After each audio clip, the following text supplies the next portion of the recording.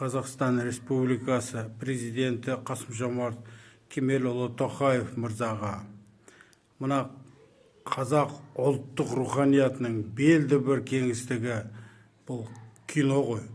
Осы қазақ кино өндірістер ошағы бар. Үшеуі болды Қазақстанда, Алматыда, Астана кезінде. Бұл қазақ фильм киностудиясы, бұл қазақ телефильм киностудиясы, бұл кино үйі. Міне осы үшеуінің тағдырына байланысты өзім көзім көрген кейбір штрихтарын ортаға салып көрейін. Не үшін? Өйткені осы қазақ кино өнерінің тамырына балта шабу қылмыстық іс ретінде антикорға байланысты соларға тапсырылып, осы үш қылмысты да қолға алу керек сияқты. Құрметті президентім, сіздің құлағыңызға алтын сырға. Біріншіден, кино үйінің тағдырына балта шабылды. Ол кезде 1991 жылдар еді. Кезекті бір киногерлер съезінде кинематографистер одағының төрағалығына сайлау болды. Сол кезде Рашид Нұғманов деген азамат, қазақтың мына жаңа толқын деген өкілін, сол жаңа толқын өкілінің бір белді бір мүшесі еді. Дикий Запад деген киносы бар. Сосын кәдімгі атақты Виктор Цой киноға түскен Игла деген киносы бар, білесіздер. Енді сол жігітті жастар жағы болса да қолдады, үлкендер жағы ойлы болып тұрды.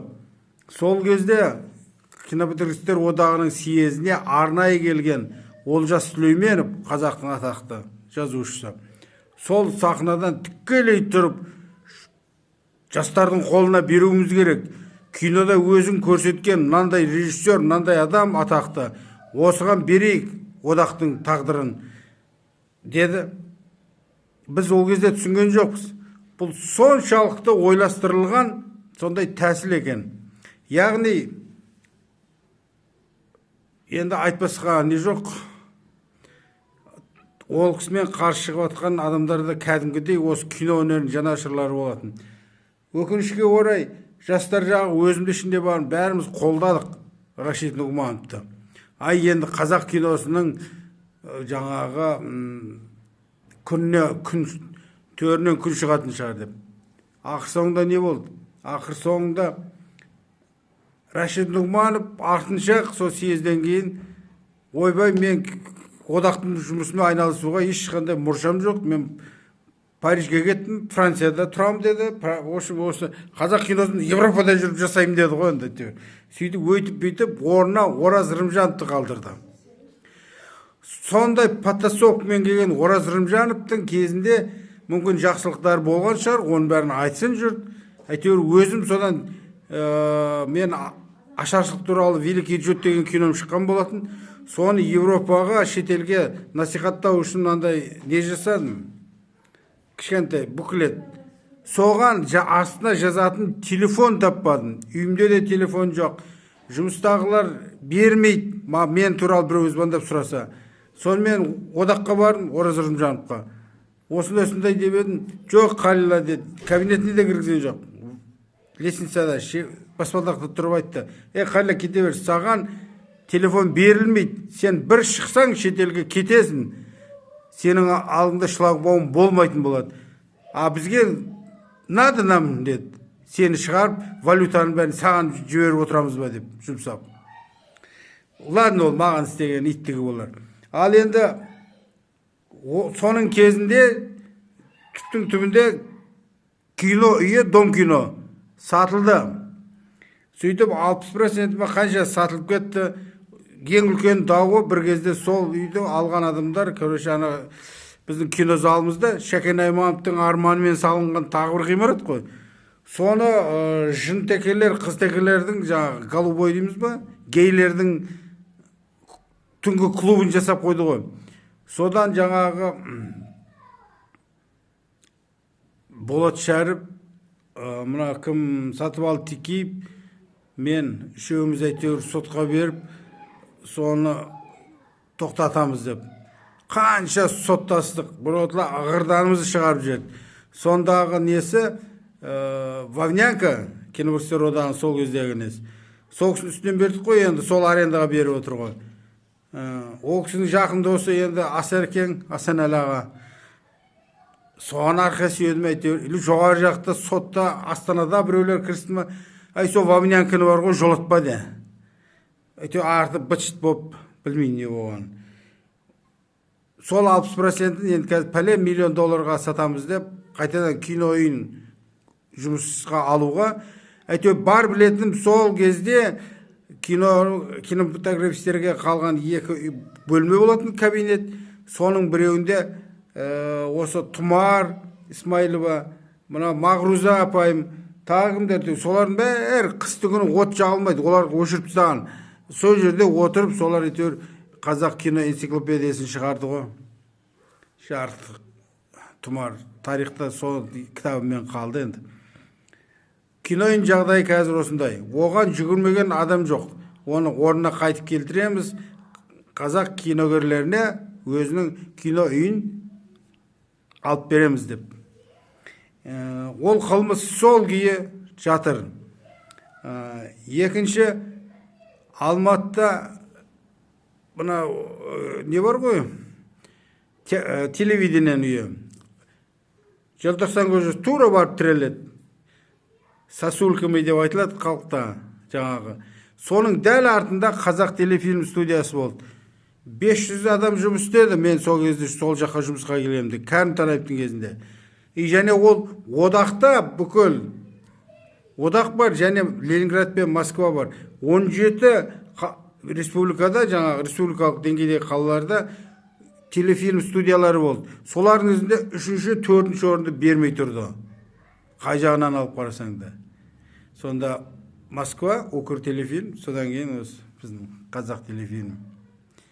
Өкінішке орай, соның ішіндегі техникамыз, анау-мынауымызды бәрін алды тегістеп бульдозермен орнына жаңағы зәулім үйлер салынды. Сөйтіп телефильм өлді. Және дәл сол кезде соны қайтарып алам деп жүгірген болу керек. Мұса Рахманбердиев қайтадан орнына келіп, осы жағдайдың бәрін көрді. Ол кісінің айтқаны өз аузынан естігенім, мына жерді бәрі қызығып жатыр, біреу месе біреу алып қояды. Мен осыны деді, үлкен кісілермен келістім, мына жерді оларға беремін, олар бізге Достық көшесі, қазір бұл кезде Ленин көшесінде Дворец Республиканың жанындағы үйден екі этажын үлкен қылып студияға берген ғой. Және видео, технология, басқа түр бәрін алып берген. Студияны сол жерге көшірдеміз деді. Түбі ол да жоқ, мынаяқта да жоқ. Киноның архиві де қанша жыл түсірген бар ғой біздің киноларымыз. Солда арты білмеймін не болған. Әйтеуір сол кездер сол студияда еңбек еткен бір ағамыз бар, қазір госархивте бастық болып отыр ма? Ой, мен бәрін неге тапсырдым деді архивке, кино архивке. Жұмыс істейтін, біздің архивте жұмыс істегендерден сұрасам, жоқ, ояққа ол жете қойған жауы дейді. Бұл да түсініксіз. Енді қараңыздар, ол екеуі өлген нысандар. Қазақ кино өндірісінің өлген нысандары. Ал енді, мұны енді қазақ фильм Шәкен Аймановатындағы. Бұның жекеге шығарып, айттым ғой, бір семьяның 3 жігітінің, біреу 1966 жылғы, сол есімде қалды, аты жөнін ұмыттым. Сол документті өзім көрдім. Яғни, жабық акционерлік қоғам, қазақ фильм, осы адамдардың меншігінде деп жазылған документте қол қойылған. Яғни оны тексерудің ешқандай қиындығы жоқ. Мемлекеттік кадастр бір нәрсе дегендер бар ғой. Соларға барып, жаңа қазақ фильмнің несін сұраса, қандай меншікте, кімнің қолында десе, шығады ғой. Және бұл жерде мынандай нюанс бар. Естеріңізде ме, хабар агенттігін, телевидениені Алтынбек Сәрсенбаев мынау частный мынаған өкіметтен ақша өлтіріп бөлім жатыр, бірақ бұл Дариға Назарбаеваның билігіндегі объекті деп айтып еді. Министрліктен түскеннен кейін шығар деймін. Соны сотқа беріп өтпеп тасы да ары бері. Содан екі ортада өзі атылып өлді. Содан кейін, бір жылдан кейін Дариға Назарбаева хабар агенттігін Қазақстан мемлекетіне қайта сатты. Пәле миллиардқа. Соттан ерде, соты да бар, басқасы бар, бәрі міз бақпастан жоқ, бұл жеке емес деп жаңағы. Ана жігіттің басын шырғалаңға салды ғой. Бірақ бір жылдан кейін бәрібір алды да өзінің атынан жекеліктен билікке, мемлекетке қайтадан пәле миллиардқа сатты. Сол сияқты енді мына ненің Шәкен Айманов атындағы Қазақфильм студиясының документін әрине қазір әртүрлі саққа салдыруға болар. Бірақ сол Шәкен Айманов атындағы киностудияның қызметкерлері, режиссерлары, оператор, директор, картина бәрінің көзі бақырайып, осының бәрін көріп отырды ғой. Тіпті сол кезде осы проектіні қолдаған адамдарға жаңағы дауыс беріп, басқа қылып соны ұйымдастыру керек қой енді, коллективтік шара. Сонда әрқайсыңа бір коттеджден береміз деп бәрі күліп отыратын. О, келді ғой мына жерге деп. Не бір алаяқтар. Міне, сондықтан осы қазақ киносының тамырына балта шабылу қылмысының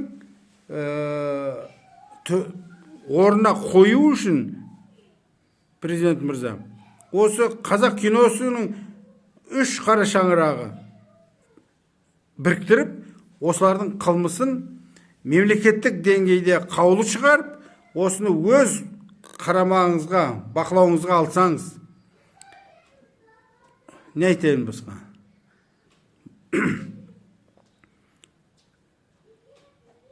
Мұхтар Әуезов айтқан, болашағыңды ойласаң, бесігіңді түзе деп. Жалпы қазақ ұлтының ұлт ретінде тағдырына мына глобалистік дүниеде балта шабылғалы тұрғанын бәріне белгілі. Өзіңіз оны менен жақсы білесіз. Ал сондықтан қазақты қазақ етіп ұстап тұратын ең үлкен өнердің бірі бұл қазақ киносы. Сондықтан қазақ киносы тағдырына сіз бейжай қарай алмайды деп ойлаймын. Зор үмітпен Қазақстан кинематографистер одағының мүшесі, Қазақстанға еңбек сіңген қайраткері Бауыржан Момышұлы атындағы құрмет орденінің иегері ретінде сізден сұраймын, тілеймін, көмек қолыңызды созыңыз. Қалила Омаров. Қазақ елі аман болсын.